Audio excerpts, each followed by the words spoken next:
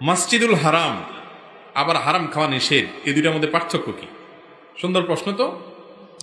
মসজিদুল হারাম আমরা সম্মান দিয়া বলি, মক্কার মসজিদটা মসজিদুল হারাম। হ্যাঁ, আল্লাহ কোরআনে বলেছেন সুবহানাল্লাযী আসরা বিআবদিহি লাইলাম মিনাল মসজিদিল হারাম ইলাল মসজিদিল আকসা। মসজিদে হারাম আল্লাহ নিজে বলেছেন, আবার বলতেছে হারাম খাওয়া আল্লাহ নিষেধ করছেন।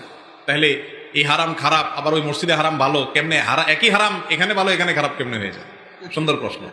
ভাইরা আমার, হারামিম এই শব্দটার মূল অর্থ হলো সম্মান। মূল অর্থ কি? সম্মান, মর্যাদা। এই জন্য আরবে, মিডিল ইস্টে মহিলাদেরকে বলে হারিম, মানে তারা সম্মানের পাত্রী, মর্যাদার পাত্রী। তাদের দিকে অবমর্যাদা কর দৃষ্টিতে তাকাতে হয় না বা তাকাতে হয় না আরামভাবে, এবং তাদের মর্যাদাহীন হয় এমন কোনো কাজ করতে হয় না, হারিম বলা হয়। এই হুরমত শব্দের অর্থ হলো সম্মান। মূলত মসজিদুল হারাম সম্মানিত মসজিদ বলে, এটা তো বুঝলাম। এখন আমরা যেটা খাওয়া হারাম, দেখা হারাম, করা হারাম বলি, সেটারে আমরা সম্মানিত বলি, মানে কি সম্মান করে এটা করবো না।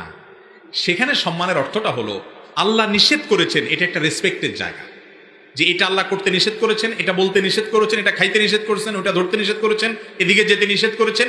আল্লাহ যেগুলোকে নিষেধ করেছেন এগুলো হলো সীমানা। এই সীমানাটা লঙ্ঘন করাটা আল্লাহর সম্মানার্থে উচিত না। আমরা এই কাজটা কেন করি না? আল্লাহর সম্মানে করি না, আল্লাহর নিষেধের